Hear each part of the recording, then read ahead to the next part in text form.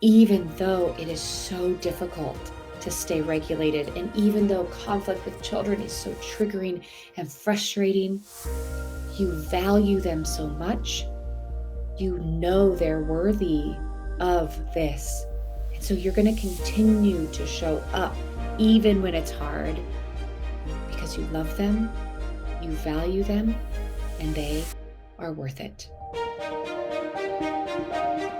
Hi, my name is Becky Jennings, and this is the Responsible Parenting Podcast. I give you the transformational tools to stop reacting to your children in the moment and start responding with intention. Hello, everyone, and welcome back to the Responsible Parenting Podcast. My name is Becky Jennings, and today we're going to talk about the components of making a meaningful repair with your child after the connection has been ruptured. Whether there's been a battle, a fight, mean words have been said, doors have been slammed, any of that, we're going to break down what we can do to start to regulate our own bodies and belief systems within ourselves so that we can show up more appropriately and make a more meaningful repair when we do rupture this. Because let's be honest, we're human.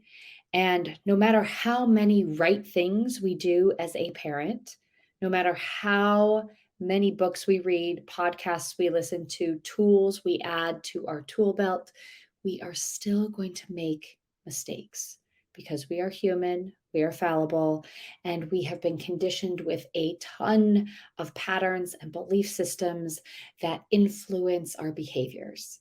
And I want to talk about some of those patterns and belief systems that influence our behavior as parents, specifically when it comes to maybe limiting beliefs around children in general. So there are some very conditioned patterns about children that show up more prevalently than we think. And you might hear them a little bit in passing, but that just shows that they're so readily accepted and deeply rooted that we kind of need to get to the bottom of these before we can actually start to make these solid repair attempts that matter. We can say a repair attempt and we can speak the words, but unless it's embodied and truly believed that our child deserves this apology for their mental, emotional development and growth, then it's just kind of going to be lost on deaf ears.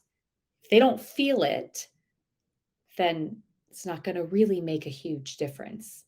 So, I want to talk about some limiting beliefs that we do have as a society about children's emotional expression and their deservingness of maybe that repair. Some are, if my child throws a tantrum, they deserve to be punished for that behavior. I want you to kind of listen to these and see if they ring true to some of your belief systems about children, or maybe belief systems that are making you feel a little twitchy and uncomfortable now, and you're trying to get to the root of them and move through them. Another one is if you give in to your child's tantrum, it's teaching them that they can get away with anything. They can get away with whatever they want. That if we give in and take the extra time to help our child or assist our child through the emotion, that they learn how to manipulate us. You've heard, oh, they got you wrapped around your finger, right? These are the things that continue to get ingrained in our society. Also, just continuing to solidify that the parent hierarchy and the child hierarchy, right? We're up here. And if you can't see this on video, I'm saying my arm is higher and my other hand is lower, right? The parent has so much more value than the child. But when you start to shift it so that the parent and the child are equal, and I'm not saying that the child can run amok or the child can do whatever they want and there are no boundaries and rules. But what I'm saying is the value of the human, the value of the person and what they bring to the dynamic and the relationship is equal, then we can start to shift some of these belief systems around children. Another one is that if we validate our children and we let them experience their emotions, then they become spoiled brats, right? My children should be able to control their feelings. That is such a huge one. I I can't even it's funny. You see your child, like, you see a glimmer of them being able to control something, and so you expect that control all the time. But let's even look at it from our lives. There are many times we're very measured, and there's many times that we can handle trauma or frustration or a dramatic experience. And then there's times we completely lose it. And our prefrontal cortex is completely developed. So imagine having the belief system that our child from the age of 0 to 25, which is when your prefrontal cortex is developing, which the prefrontal cortex is the reasoning center, right? The ability to make decisions, the ability, it's kind of like our filtration system of being able to make right and wrong decisions or the next better decision, right? That's not even, it doesn't even start to develop until around 4.5, starts to kind of develop more around 7, 8, 9, and it's not even fully developed until 25. So if we have the belief and the expectation that our child should be able to manage their emotions, we are coming from a very dangerous place that can do a lot of maybe our child will be sitting in the therapy seat later on in life trying to unpack why why they were forced or expected to do so much so little. So it goes it's worth spending the time as the adult who's on this emotional journey to better themselves so that they can show up better for their child, to look at some limiting belief systems they have about children, about their children, to see which some of these resonate, and then go back and unpack them and start to figure out, maybe from their perspective, how is that benefiting them? How does it feel as the child if you're constantly treated as a manipulator? If your parents expect you to manipulate, or if your parents punish based off showing emotion, how does that shape the belief systems about the child? So that's one huge component, and we will absolutely be diving in more and more and more about limiting belief systems about children. But once we kind of settle into the belief system that our child brings value, is on the same value level as the adult, then it becomes easier to see that they are worth and they are worthy for a repair. I'll take a very clear example of last night. I lost my mind on my children last night. I had had a very challenging day. It was the Monday after spring break. My to-do list was pages long.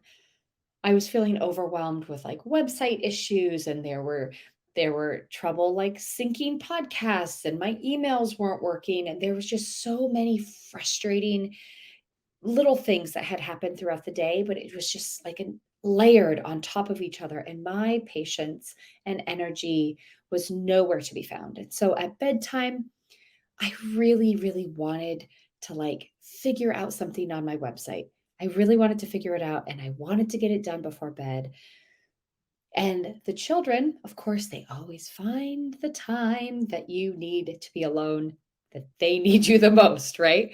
And that's where it becomes very challenging as a parent to stay regulated when your emotional capacity is none and they need so much more. So that becomes a huge challenge. So last night, I really wanted to get this website complete. And my children weren't regulated enough to go to bed. They needed more connection to feel safe enough to drift off to sleep for the next 10 to 11 hours. And I wasn't able to give it to them. And I lost it. it, and I lost it to the point where I scared them. The word vomit that was coming out of me, the volume that was spewing forth, the screaming, the yelling, the power over strategy that I was taking was not working. And it was so detrimental to our relationship. It was like in the moment, I was out of my body and I could see me yelling at my children and I could see their reaction. And I knew, stop, stop. But my emotions and my dysregulation had completely taken over, that it was like a volcano had erupted, and it was all of my dysregulation was coming out onto them. All of my frustration from the day was just literally exploded and covered them. And I felt awful, and the next I went to bed feeling awful and super anxious. And so I decided to really map out a very solid repair attempt for the morning.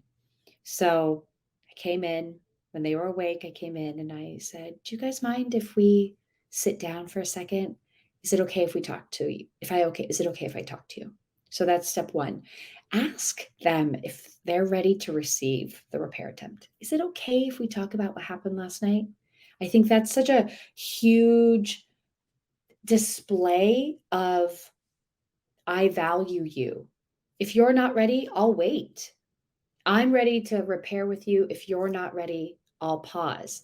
That gives them a lot of control within their emotional safety and their connection with you. So I asked, is it okay if we sit and talk for a little bit about what happened last night? And then I narrated and also kind of said it in like, I imagine last night must have felt really scary for you. I narrated what it was like. I can't imagine what it would have felt like to have mommy screaming like that. And that must have, I really scared you. And they, yeah, mommy, you were a little out of control. You did scare us. And my little one said, yeah, it made me really sad. So I could tell I was on the right path of meeting their experience. So I narrate. So first I asked for consent. Can I talk to you? Second, I narrated, hey, I imagine it felt like this last night. And then I owned my piece. I took responsibility and accountability for how I acted. And the key thing here that I find is most important is to not make it their fault. You can take ownership and say, I yelled, but it was because you did this, right? Instead, take ownership and not blame them for your emotions. So I said, there was a lot going on for mommy yesterday. A lot was going wrong in my day, and I wasn't regulated. I wasn't feeling good in my body, and I took it out on you, and that's my fault. I said, you are not in charge of my emotions. I am in charge of my emotions, and I didn't do the best job last night. Right? I didn't say, because you guys kept getting out of bed, because you needed more and more of my attention, because you needed a band-aid. And this is true. I need a band-aid for a cut I had a year ago. I mean, we were down the rabbit hole of all of the needs, right? But it wasn't their fault that I lost it. It's still my fault for losing it. And then after you've asked for consent to talk about it, you've narrated and gotten into what it must have felt like for them in the moment. You've taken ownership and not put any blame on your outburst. Then show remorse and apologize. I'm really, really sorry for what I did. It didn't feel good for me to do it. I feel really bad for treating you like that. Then show them how you're going to work on it in the future, right? Tell them what you're going to do to maybe not do that again. One of my least favorite things about apology is when somebody just says that they apologize for it, but then they give you no steps of what they're going to do differently next time. So you're just kind of like fingers crossed, banking on the fact that they're going to fix it, That's not how this works, right? If you are actually making a meaningful repair, then you are going to show and outline what you are going to do next time. Give them a reason to trust that you are not going to show up like Medusa or that crazy monster that was in bedtime last night. So I said, next time I'm going to leave the room before I explode, and I'm going to calm down and I'm going to take deep breaths, right? I told them next time I'm going to work on calming down before I talk because the words that I said were not nice. And so I'm going to stop myself from talking and calm down so that I can make the next better choice. And then the last step is to model what that looks like. So, hey, buddy, next time if that happens, this is what I'm going to do. I'm either going to, grab onto my hands and pull apart as hard as I can to get some of that tension out. I'm going to put my hand on my heart and one on my belly, and I'm going to breathe. I'm going to leave the room. So model what that looks like for your child so they can see in action and they can have an expectation of what to look forward to the next time that you're frustrated or the next time you're losing it. So I hope that helps in breaking down a meaningful repair attempt. Now, this is something that actually helps a lot with younger children. And I was actually speaking with somebody today about their teenager. And if that is if you aren't even able to gain consent, right? If they're like their backs to you, their door slammed, they're getting in the car, they're leaving, and you can't even get to the "Hey, buddy, can we talk?" phase of the relationship or of that conversation, then I would recommend starting with a letter, right? To open that doorway to that teenager, that 20 something, that the child that is unable to have the dialogue with you, start with a letter. And in that letter, go through the same steps, right? Narrate what you can imagine their experience is right now with you. Validate how that must feel for them and how you're going to take ownership of your part, not blaming them for their reaction to you. Then you're going to teach them or you're going to show them how you feel, show them remorse, and then tell them how you're going to plan on showing up in the future. How you're going to create a safe space for them, how you're going to maintain this safe space, and how you're going to continue to model that even though it is so difficult to stay regulated, and even though conflict with children is so triggering and frustrating, you value them so much. You know they're worthy of this. And so you're going to continue to show up even when it's hard because you love them, you value them, and they are worth it. Thank you for joining me on another episode. Look forward to talking to you soon. Thank you for listening to the Response Able Parenting Podcast. If you like what you heard, please take a moment to rate, review, and subscribe. If you know someone who would benefit from this podcast, I'd be honored if you'd share the episode with them. Until next time, know that you are enough. You are capable.